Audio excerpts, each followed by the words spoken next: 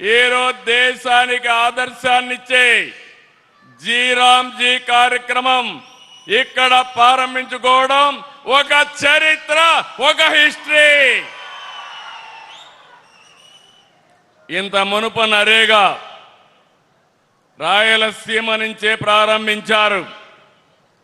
ఈరోజు మెరుగైన మెరుగులు తీసుకొచ్చి జీరాంజీ పథకాన్ని తీసుకొచ్చారు. రాబోయే రోజుల్లో స్వర్ణాంధ్రప్రదేశ్ దిశగా, వికసిత్ భారత్ దిశగా అభివృద్ధి అవుతున్నాం. ఎవ్వరికి అనుమానం అవసరం లేదు. నరేంద్ర మోడీ గారి నాయకత్వంలో భారతదేశం అగ్రదేశంగా తయారవుతుంది. అందుకు జీరాంజీ ఉపయోగపడుతుంది.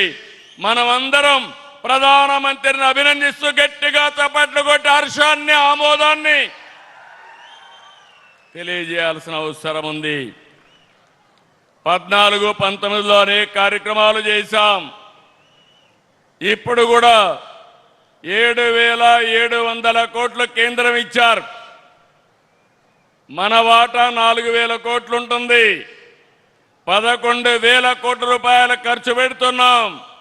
నాకు అనుమానమే లేదు, ఉప ముఖ్యమంత్రి పవన్ కళ్యాణ్ గారి నాయకత్వంలో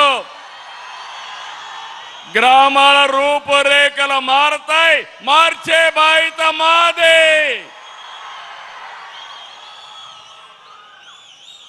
ఈరోజు కేంద్రం కొత్త ఆలోచనలు, కొత్త విధానాలతో సమాజానికి మేలు చేసే విధంగా ఈ కార్యక్రమాన్ని తెచ్చారు.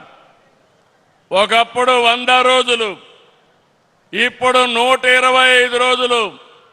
వ్యవసాయ సమయంలో హాలిడే, అక్కడ 60 రోజులు కలుపుకుంటే సంవత్సరం అంతా పండగల రోజులు తప్ప 185 రోజులు పేదవాళ్ళకి పని కల్పించే ఏకైక కార్యక్రమం జీరాంజీ అని చెప్పి కూడా నేను మీకు తెలియజేస్తున్నా.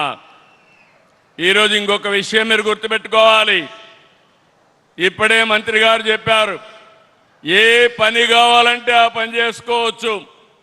మీ ఊర్లో చెరువు కావాలంటే చెరువు దూకోవచ్చు, కాలువలు రిపేర్ అంటే కాలువలు చేసుకోవచ్చు, ఇంకుడు గుంతలు కావాలంటే చేసుకోవచ్చు, భూసార పరిరక్షణ ఇలాంటి కార్యక్రమాలు చేసుకుంటాం.